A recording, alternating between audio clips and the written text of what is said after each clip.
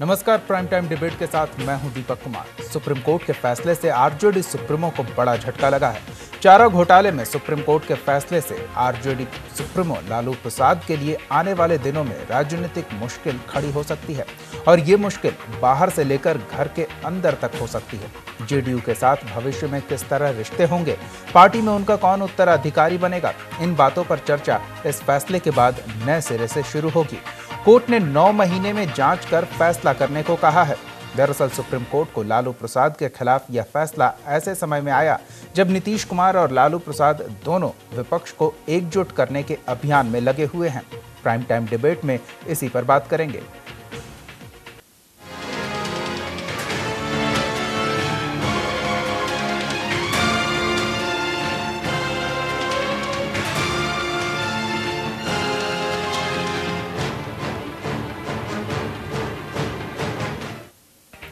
चलिए सबसे पहले एक नजर डालते हैं कि आखिर क्या है ये मामला।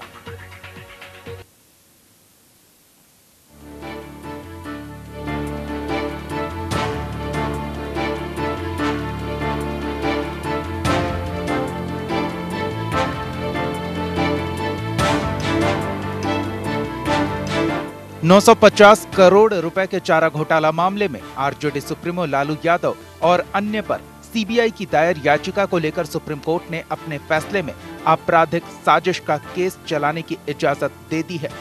साथ ही 9 महीनों में सुनवाई पूरी करने का आदेश दिया है। सुप्रीम कोर्ट ने यह भी तय कर दिया कि चारा घोटाले से जुड़े अलग अलग मामले चलते रहेंगे, जिसमें लालू यादव समेत 45 अन्य पर केस चलेंगे। लालू यादव की ओर से राम जेठमलानी ने केस खारिज करने की मांग की थी। वहीं कोर्ट ने सीबीआई को भी मामले में देरी करने पर फटकार लगाई। साथ ही झारखंड हाई कोर्ट को भी कानून के तय नियमों का पालन नहीं करने पर खरी खोटी सुनाई।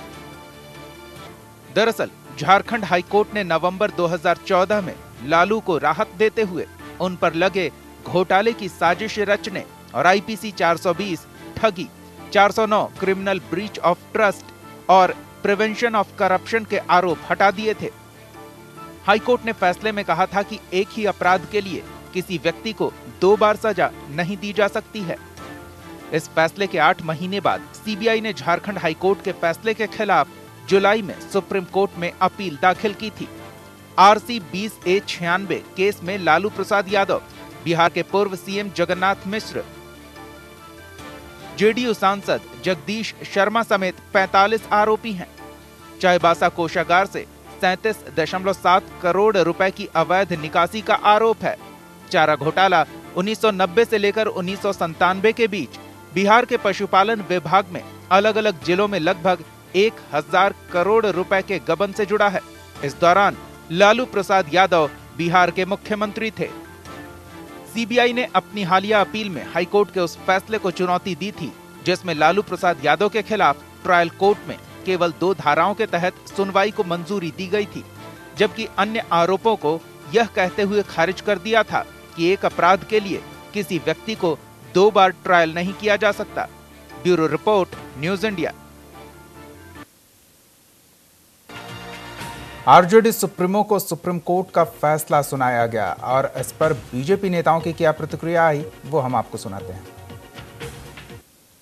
उसका टेप आया है। उसके बाद भी ये सरकार गठबंधन में है क्योंकि बिहार में कानून का राज्य नहीं है। पूरी तरह से हर तरह का समझौता नीतीश कुमार जी सत्ता में बने रहने के लिए कर रहे हैं। कितना भी बड़ा हो, षड्यंत्रकारी कितना ही बड़ा हो, घोटालेबाज कितना ही बड़ा हो, कानून की नजर से बच नहीं सकता है। इसलिए सुप्रीम कोर्ट के फैसले का स्वागत। और लालू यादव जानते कि एक मामले में उनको सजा हो चुकी है और अब ये 4 अलग अलग मामलों में जो अलग अलग सुनवाई होगी और जो कोर्ट ने कहा कि 9 महीने के भीतर ट्रायल को निष्पादित कर देना है। तो जैसे एक मामले में उनको सजा हुई है, 4 अन्य मामलों में भी निश्चित तौर पर उनको सजा होगी। इसलिए लालू यादव के लिए बहुत बड़ा झटका है। उनको उम्मीद थी कि सुप्रीम कोर्ट से उनको राहत मिलेगी और जो षड्यंत्र का जो पक्ष 120B जिसको पटना जो झारखंड हाईकोर्ट ने जिसको हटा दिया था, अब सुप्रीम कोर्ट के आदेश पर फिर उसको जोड़ दिया गया है। इसलिए अब चारा घोटाले के सभी मामलों में षड्यंत्र से जुड़ी जो धारा 120B है उसको जोड़कर 9 महीने के भीतर सभी मामलों का ट्रायल पूरा करना होगा। लेकिन मुझे नहीं लगता कि फिलहाल नीतीश कुमार इस अलायंस को ब्रेक करेंगे। इससे मैंने कहा कि नैतिकता, ईमानदारी, सुशासन, गवर्नेंस, विकास, अब उनके डिक्शनरी में ये मुद्दे गौण हो गए। अगर ये मुद्दे होते तो कभी लालू यादव के साथ वो गठबंधन नहीं करते। और ये भी मैं कह दूं कि नीतीश कुमार का जो बेहतरीन कार्यकाल रहा है वो बीजेपी के साथ रहा है, चाहे रेल मंत्री के नाते हो या बिहार में मुख्यमंत्री के नाते। और इसलिए वो गठबंधन तोड़ेंगे मुझे दूर दूर तक दिखाई नहीं पड़ता है। लेकिन कल कोई ऐसी स्थिति पैदा होगी तो बीजेपी विचार करेगी, हमारा केंद्रीय नेतृत्व उस समय कॉल लेगा। और आज जो स्थिति बिहार में पैदा हो रही है, मुझे नहीं लगता ये गठबंधन बहुत दिनों तक चल रहा है। वहीं चारा घोटाला मामले में सुप्रीम कोर्ट की टिप्पणी पर जेडीयू नेता नीरज कुमार की क्या प्रतिक्रिया है, वो सुनिए। कि अगर चारा घोटाले के मामले से इतनी मानसिक परेशानी, व्यथा आपको है, तो भाजपा को स्पष्ट करना चाहिए कि भाजपा ने चारा घोटाला के आरोपी doctor Jagannath Mishra, doctor Jagdish Sharma, doctor R K. Rana से गठबंधन क्यों किया। आप गठबंधन करें तो राम राम, दूसरा गठबंधन करे तो जीना हराम। हमने नई परिस्थिति में, नई चुनौती के लिए हमने खुल कर करके गठबंधन की वकालत की, लेकिन कंबल ओढ़ के बीजेपी के नेताओं ने घी पिया। अब माननीय सुशील मोदी जी नया राजनीतिक कूटनीति कर रहे हैं कि अगर भाजपा समर्थन देने को तैयार है, अब 15 मिनट के अंदर पलटी मार हो गए। अपने राजनीतिक अवकाश का ज्ञान हो गया, केंद्र ने जब हड़काया उनको तो अपने बयान से वापस हो गए। इसलिए यह न्यायिक प्रक्रिया का एक अंग है, इस पर हमारी कोई टिप्पणी नहीं है। सब लोग वहीं सुप्रीम कोर्ट से आरजेडी सुप्रीमो को झटका के बाद आरजेडी विधायकों का लालू से मुलाकात करने का सिलसिला जारी रहा। विधायक भोला यादव का कहना है कि कोर्ट के फैसले का सम्मान करते हैं। जो आदेश पारित किया है वो केस को एक करने के मामला में है। ये इससे आदरणीय लालू प्रसाद जी के ऊपर में किसी भी तरह का कोई प्रॉब्लम नहीं आने जा रहा है। वो ऑलरेडी बेल में है और बेल पर कोई असर नहीं पड़ेगा, बल्कि जिन केसों का ट्रायल रुका हुआ था वो ट्रायल अपने अनुसार शुरू हो जाएगा। इसमें किसी तरह की कोई परेशानी नहीं। इसको मानते हैं कि सरकार स्थिर है, अभी सरकार अटूट है। सुशील मोदी कह रहे हैं कि जेडीयू अगर आना चाहती है तो उनका स्वागत है। सुशील मोदी जी अपने घर में बुला के बैठा लें। चलिए, तो इसी मुद्दे पर बात करते हैं। हमारे साथ कुछ मेहमान जुड़े हुए हैं, उनसे आपका परिचय करा दें। हमारे साथ बीजेपी नेता मृत्युंजय झा जी जुड़े हुए हैं, साथ ही आरजेडी नेता आस्तिक शर्मा जुड़े हुए हैं और हमारे editor in chief Sanjay Sharma भी हमारे साथ जुड़े हुए हैं। बहुत बहुत स्वागत है आप सबका इस चर्चा में। सबसे पहले आस्तिक शर्मा जी, आपकी क्या प्रतिक्रिया है सुप्रीम कोर्ट के इस फैसले के बाद? देखिए, हमारे नेता लालू प्रसाद जी का और हमारी पार्टी का न्यायपालिका पर पूर्ण आस्था है, न्यायपालिका पर पूर्ण विश्वास है। न्याय के मंदिर में देर है, अंधेर नहीं है। हम लोगों के कहना यही है कि गलत तथ्य सीबीआई ने प्रस्तुत करके इस केस में माननीय रांची उच्च न्यायालय का फैसला को पलटवाया है। उससे कोई फर्क न पड़ेगा, न्यायपालिका में दूध का दूध, पानी का पानी होगा। मेरा कहना जितना भरोसा आप जता रहे हैं उतना ही भरोसा बीजेपी नेता भी जता रहे हैं। वक्त हमारे पास कम है आस्तिक जी, हम फिर आपके पास आते हैं। सबकी प्रतिक्रियाएं महत्वपूर्ण है। मेरी बात सुन लीजिए जी, संक्षेप में। मेरा कहना यही है कि पशुपालन घोटाला में लालू प्रसाद जी मुद्दई थे, सीबीआई ने इन्हें मुद्दालय बना दिया। और वह अभी जब एनडीए केंद्र में रहती है तो सीबीआई जानबूझकर पशुपालन घोटाला के नाम पर लालू यादव जी को बदनाम करने का प्रयास करती है। चलिए, मृत्युंजय झा जी, कैसे देखते हैं आप? आपको भी न्यायालय पर भरोसा होगा, तो इस फैसले के बाद क्या प्रतिक्रिया है? देखिए, मुझे लगता है अभी इन्होंने चर्चा किया कि सुप्रीम कोर्ट ने स्वयं सीबीआई को फटकार लगाई है।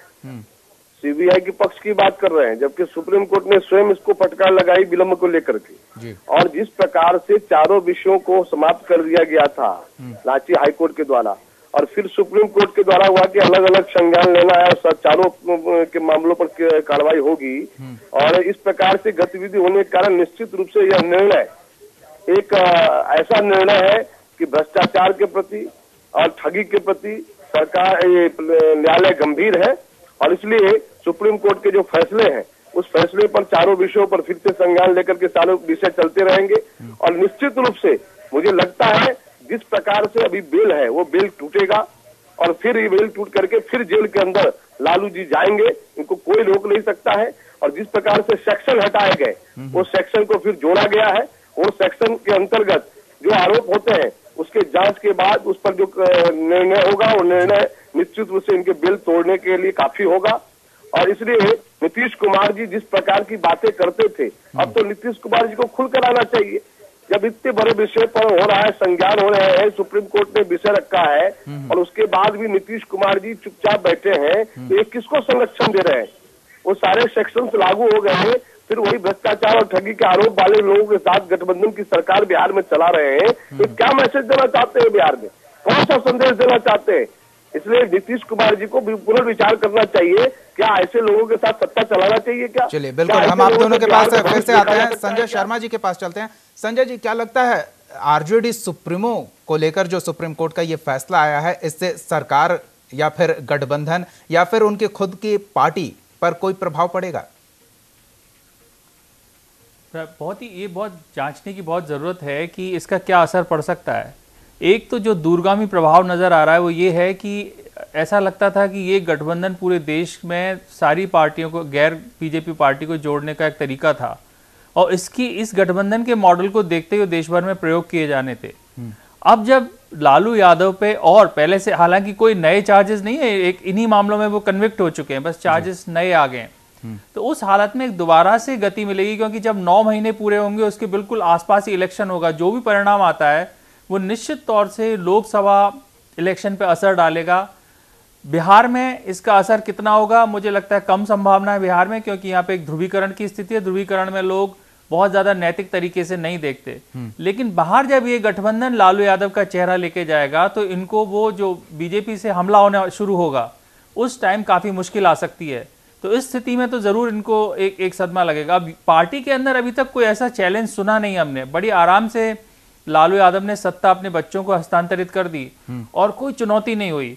इस हालत में मुझे अभी कोई लग नहीं रहा है कि कोई अंदर से कोई पार्टी के अंदर से चुनौती आ सकती है। चलिए मृत्युंजय जी, साफ है जब मुख्यमंत्री पद पर खतरा आया तो लालू यादव ने मुख्यमंत्री पद छोड़ा, राबड़ी देवी को वहां बिठाया और अब केवल वो पार्टी सुप्रीमो है। तो फिर ऐसे में गठबंधन की कहां समस्या आ रही है या फिर सरकार को कहां आप समस्या में देख रहे हैं? देखिए, आज कुछ भी परिस्थिति हो, आरजेडी लालू यादव जी के नाम से ही जाना जाता है। तेजस्वी तेज प्रताप भले बन गए हो, भले बाकी उनके परिवार के लोग नुमाइंदे आ गए हो, इसके कारण से आरजेडी का चेहरा बदल जाएगा, लालू जी का चेहरा बदल जाएगा, ऐसा नहीं होता है। लालू जी जिस विषयों को लेकर बिल लेकर के आए, चुनाव लड़ना उनका बाधित हो गया, उसके बाद भी जनता का मैंडेट उनको मिला, सत्ता में वो आए। लेकिन जिस प्रकार की परिस्थिति है कि जो सुप्रीम कोर्ट ने जो फैसला किया है उस फैसला से निश्चित रूप से यह परिणाम आने वाला है कि चारों विषयों पर संज्ञान लेकर के जो ठगी का जो सेक्शन था उसको हटाना, फिर उसको लागू करने की बात हुई है। तो निश्चित रूप से आने वाले समय में लालू जी पर कार्रवाई होगी और कार्रवाई होने के बाद उनके बेल टूटेंगे। अब ये निर्णय लेना नीतीश कुमार जी को है। क्या ऐसे लोगों के साथ सत्ता चलाना ठीक है? अभी हालिया बयान आया है, बीजेपी नेताओं ने लार टपकाना शुरू कर दिया है कि अब तो महागठबंधन टूटा और अब हमारी सरकार, एक बार फिर पुराने दोस्त एक होंगे। तो वैसी स्थिति तो नहीं दिख रही। देखिए, गठबंधन टूटेगा या क्या परिस्थिति आएगी, राजनीतिक परिस्थितियों का खेल है। केंद्र तय करेगा, भारतीय जनता पार्टी का कोई एक नेता नहीं तय करता। भारतीय जनता पार्टी का तय करने के लिए पार्लियामेंट्री बोर्ड अधिकृत है। क्या राजनीतिक परिस्थितियां पैदा होगी बिहार में, उस समय बिहार में सोचा जाएगा। चलिए आस्तिक शर्मा जी के पास चलते हैं। आस्तिक शर्मा जी, क्या कोई भी फर्क पड़ने वाला है सुप्रीम कोर्ट के इस निर्णय के बाद? नहीं, सुप्रीम कोर्ट ने जो आदेश दिया है उसके तहत न्यायपालिका में विचार होगा, विचारण होगा। उसके बाद नया क्या रिहाई होता है, सजा मिलता है, वह अभी भविष्य के गर्त में है। रही बात, एक मुकदमे में सजा हो चुकी है हमारे नेताजी की, उनको ऑलरेडी बेल पर है, उनकी अपील सुप्रीम कोर्ट में लंबित है। और इस परिस्थिति में हम नहीं समझते हैं कि जो न्यायपालिका का अभी माननीय सर्वोच्च न्यायालय का आदेश आया है उसके तहत कोई असर महागठबंधन की सरकार या राष्ट्रीय जनता दल के नेतृत्व या बिहार की राजनीति पर पड़ने वाली है। लेकिन आस्तिक शर्मा जी, जिसके साथ गठबंधन है नीतीश कुमार, वो ऐसे मामलों पर बेहद सख्त रहते हैं और कई बार वो कई कठोर कदम भी उठाते हैं। तो अगर ये हालात बने तो क्या आरजेडी सुप्रीमो अपना पद भी छोड़ेंगे सरकार बचाने के लिए, या फिर पार्टी इसी तरह से आगे बढ़ती रहे इसलिए? हमारे पार्टी के तमाम समर्थक और हमारे राष्ट्रीय जनता दल के तमाम कार्यकर्ता नेता को यह विश्वास है कि पशुपालन घोटाला में लालू प्रसाद यादव जी मुद्दई थे और उन्हें मुद्दालय बनाया गया। उन्हें मुदाला बनाया गया। वैसी परिस्थिति में जनता में कोई असर, और माननीय नीतीश कुमार जी भी इस बात को जानते हैं कि परिस्थितियों के बस इन्हें वह मुकदमे में फंसाया गया है। लालू प्रसाद यादव जी, चलिए परिस्थितियां कुछ भी हो आस्तिक जी, लेकिन कोर्ट का फैसला आया है और कोर्ट ने उन्हें अपराधी करार दिया है, सजा दी है, तो ऐसे में देखने वाली बात होगी क्या होता है। हम आपके पास फिर आते हैं, संजय जी के पास चलते हैं। संजय जी, जिस तरह से ये परिस्थितियां बनी है, नीतीश कुमार पहले से जानते थे कि लालू प्रसाद यादव चारा घोटाला मामले में सजा याफ्ता हैं, इसके बाद भी गठबंधन हुआ, तो गठबंधन पर कोई फर्क पड़ता नहीं दिख रहा है इस फैसले के बाद, क्योंकि लालू प्रसाद यादव तो दूर हैं। मुझे भी ये लगता है गठबंधन पे अभी हाल फिलहाल कोई असर नहीं है, लेकिन इसके कुछ दूरगामी परिणाम होने वाले हैं। आप सोच के देखिए कि एक हमेशा आरोप लगता रहा है कि सीबीआई सरकार का पक्ष लेती है। उस सीबीआई को जो डांट पड़ी थी वो टाइम था जब ये एनडीए की सरकार नहीं थी, तो इसका मतलब उस टाइम सीबीआई किसी ना किसी के डायरेक्शन में चल रही होगी। सुप्रीम कोर्ट ने कई बार ऐसा कहा है कि सीबीआई तोता है, वो उनकी भाषा बोलता है जी। अब अगर सीबीआई ने कुछ किया है और बात पलटी है और लालू यादव के खिलाफ गए हैं, तो आप उसको लालू यादव से बाहर जाके देखिए, वो सारे नेता मायावती, मुलायम सिंह, जिन पे कहीं सीबीआई की शिकंजा कसा जा सकता है, वो सब लोग आशंकित होंगे। और शायद यही एक तरीका हो सकता है जिससे कि उन सबके गठबंधन को सीबीआई के माध्यम से रोकने की कोशिश की जाए। वो स्थिति बनती है तो फिर 2019 में बीजेपी के लिए कोई चुनौती ही नहीं होगी। अगर वो लोग डर गए, अगर वो लड़ते रहे, सीबीआई का डर नहीं रहा, तो अलग बात है, फिर शायद कोई गठबंधन चुनौती देने की स्थिति जैसी खड़ा कर पाए, नहीं तो मुश्किल होगी जी। एक संभावना जो बनती दिख रही है वो है आरजेडी के भीतर एक वक्त था जब लालू यादव पार्टी को नियंत्रित करने के लिए बाहर नहीं थे, वो जेल के अंदर थे, और उस वक्त बगावत के स्वर सुनाई दिए थे। पार्टी प्रमुख बनने को लेकर कई लोग अपना दावा पेश कर रहे थे। आस्तिक जी, क्या ये परिस्थितियां फिर से दोहराई जाएंगी पार्टी में? नहीं, ऐसी कोई परिस्थिति न आएगी। उस समय आपको याद होगा, माननीय लालू प्रसाद जी मुख्यमंत्री थे, उन्होंने इस्तीफा देकर गद्दी दिया था और यूएन विश्वास जी बायस्ड होके उन मुख्यमंत्री निवास में रेड करना चाहते थे। वैसी परिस्थितियां आज की तारीख में नहीं है, वैसी परिस्थितियां इनके साथ आज नहीं होने वाली है। राष्ट्रीय जनता दल और लालू जी न्यायपालिका में आस्था रखते हुए न्यायालय के समक्ष सारी बातों को रखेंगे और हमें उम्मीद है कि न्यायपालिका इन्हें जल्द से जल्द इस मामले से रिहा करेगी जी। मृत्युंजय झा जी, एक महीने से बीजेपी प्रहार कर रही है लालू प्रसाद एंड फैमिली पर, लेकिन उस पर तो कुछ हुआ नहीं। ये एक और मुद्दा जो बीजेपी को मिला, उससे भी लगता नहीं है कि न आरजेडी को कोई फर्क पड़ रहा है, न सरकार पे कोई, सेहत पे कोई असर। देखिए, ये बेशर्मी की हद है। जिस प्रदेश के अंदर में प्रदेश का मुखिया भ्रष्टाचार के आरोप में हो, तेजस्वी, तेज प्रताप जैसे लोग और उनके परिवार के लोग, सीधा सीधी आरोप है कि इस प्रकार के घोटाले हुए हैं।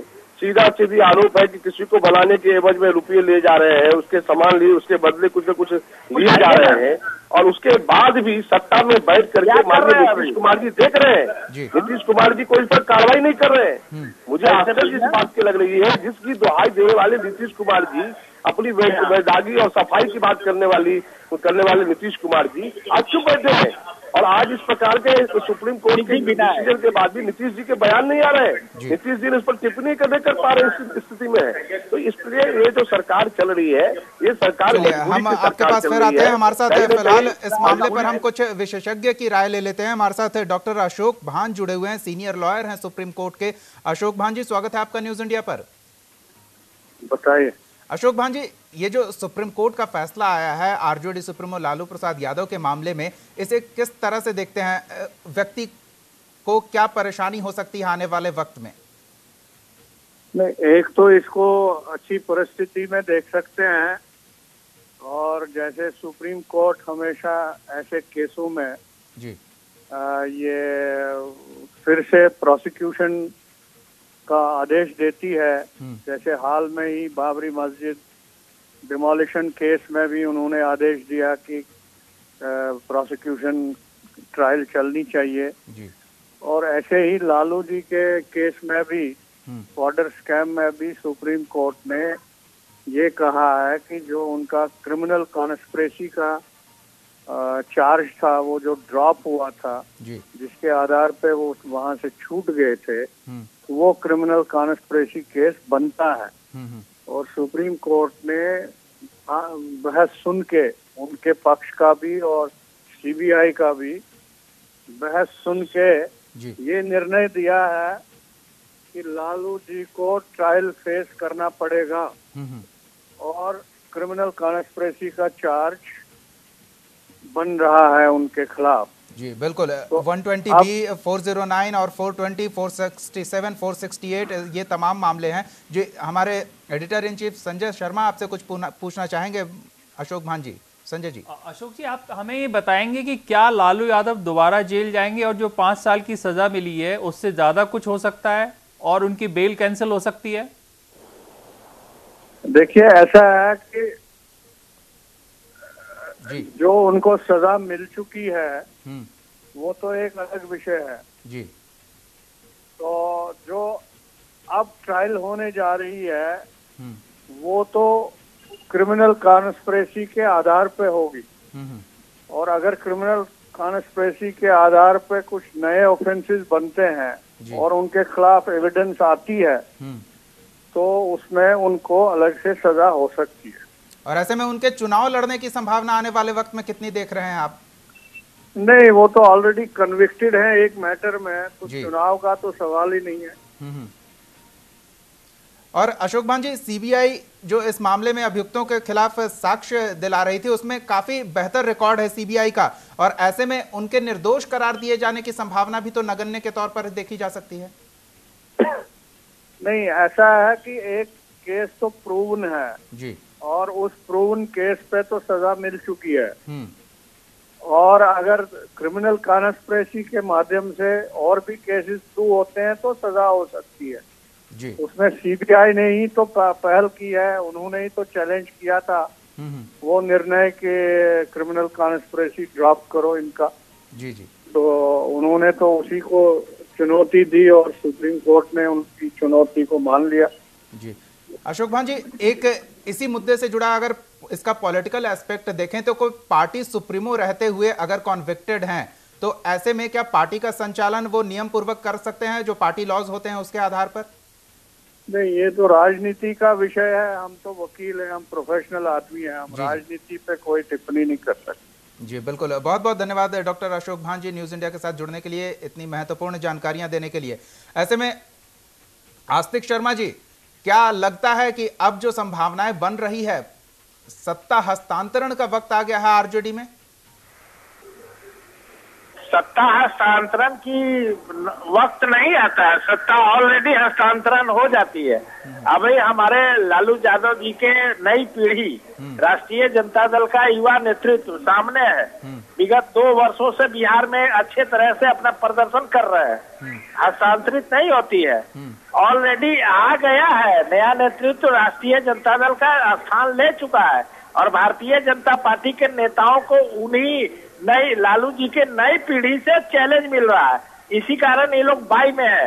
विगत 6 महीना से जो प्रयास कर रहे हैं सुशील मोदी जी कि जो लालू जी की नई पीढ़ी है, राष्ट्रीय जनता दल का युवा नेतृत्व है, उसको भी बदनाम करे उसी तरीके से जिस तरह से लालू जी को जब वोट में नहीं हरा पाए तो कोर्ट के जरिए बदनाम किए। इन लोग के ऊपर भी गलत का जो चीज सब चीज पब्लिक सामने है, सारा चीज नियम कानून के तहत है, उसके वजह बेवजह प्रेस कॉन्फ्रेंस करके राष्ट्रीय जनता दल के नए नेतृत्व, युवा नेतृत्व को बदनाम करने का प्रयास किया जा रहा है। चलिए, वो तो ऐसा कोई फर्क नहीं आपकी बात ठीक है, मान लेते हैं। संजय जी के पास चलते हैं। संजय जी, एक चीज जो शायद हम नजरअंदाज कर रहे हैं वो ये है कि इस सुनवाई की तारीख से ठीक एक दिन पहले बिहार के महाधिवक्ता लालू प्रसाद यादव के आवास पर जाके उनसे मुलाकात करते हैं, तो क्या लगता है इसी मसले पर कोई बातचीत हुई होगी? क्योंकि उन्होंने क्लाइंट और लॉयर के बीच की बातचीत को प्राइवेट कहते हुए कुछ भी नहीं बताया था। निश्चित तौर पे ऐसा नहीं हो सकता कि जब महाधिवक्ता गए तो उनने इस बात को समझने की कोशिश ना की गई हो कि अगर ऐसा होता है जैसा कि आज सुप्रीम कोर्ट में आया तो फिर आप लोग कैसे करेंगे। मुझे बिल्कुल लगता है ये बात निश्चित तौर पर चर्चा में आई होगी और उससे सरकार ने भी एक अपना सोच बनाया होगा कि अगर यहाँ लोकल लेवल पे कोई प्रेशर आता है तो उसको किस तरह से देखेगी। हालांकि क्योंकि सत्ता से लालू जी बाहर हैं तो वो उन पे कोई फर्क नहीं पड़ता। अब आगे की जो उनके बेटों के मामले हैं, निश्चित तौर पे कहीं ना कहीं उनके बेटों के मामले जो उठाए गए हैं बीजेपी द्वारा, उन पे भी उन्हें समझने की कोशिश की होगी कि आपकी स्थिति क्या है, आपके पास बचाव क्या है। जी बिल्कुल, तो इस पर भी ध्यान देने वाली बात है। मृत्युंजय जी की एक आखिरी प्रतिक्रिया ले लेते हैं। मृत्युंजय जी, लगातार कोशिशें कर रही है बीजेपी, किस तरह से ये गठबंधन टूटे या फिर लालू यादव और उनकी फैमिली पर लग रहे आरोपों की जांच पड़ताल हो। क्या इस वजह से कि नीतीश कुमार भ्रष्टाचार को लेकर जीरो टॉलरेंस की नीति अपना रहे हैं और यही एक वजह है, आप देख रहे हैं कि ये गठबंधन में दरार हो, सरकार अल्पमत में आए और आपको मौका मिले? देखिए, अभी दीपक जी आप बोल रहे थे, आस्तिक जी, आप ये बताइए कि ये हस्तांतरण की बात कर रहे हैं, ये नई पीढ़ी की बात कर रहे थे, ये भ्रष्टाचार की नई पीढ़ी खड़ी हो रही है। ये जो तेजस्वी तेज प्रताप क्या सरकार चला रहे हैं, जिनके ऊपर सीधे सीधे भ्रष्टाचार के आरोप है और एविडेंस के साथ रखा जा रहा है, उसके बाद भी ये कह रहे हैं कि ये कौन सी पीढ़ी के हस्तांतरण की बात कर रहे हैं। जहां तक दूसरी बात है कि बिहार में लालू प्रसाद यादव जी एक पार्टी के शीर्ष पर बैठे हुए हैं और अभी जो आप अभी भानु जी ने जो सुप्रीम कोर्ट के लॉयर ने कहा और आपके सामने अभी ऑन रिकॉर्ड कहा कि अगर इस प्रकार के कन्विक्टेड वाला जो है और इस पर सारा अगर केस चलेंगे चारों मामले पर अलग से सुनवाई होगी और हो सकता है ऊपर सजा मिले उनको।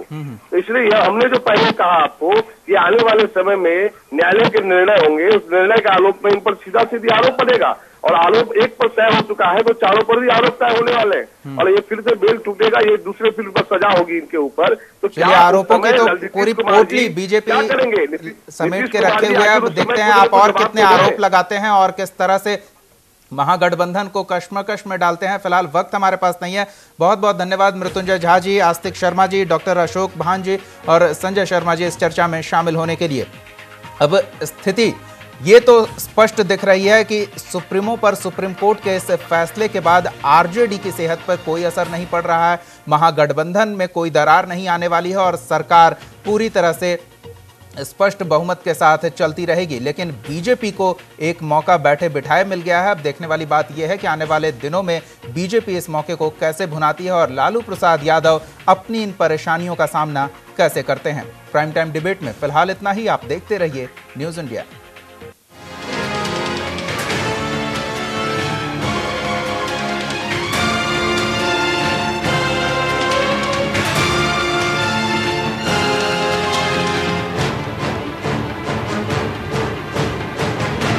आप हमारे चैनल को YouTube पर सब्सक्राइब कर सकते हैं न्यूज इंडिया निम्स पर। इसके अलावा आप ट्विटर पर भी हमें न्यूज इंडिया 17 पर फॉलो कर सकते हैं। फेसबुक पर आप newsindia.nimsUnai पर हमें लाइक कर सकते हैं।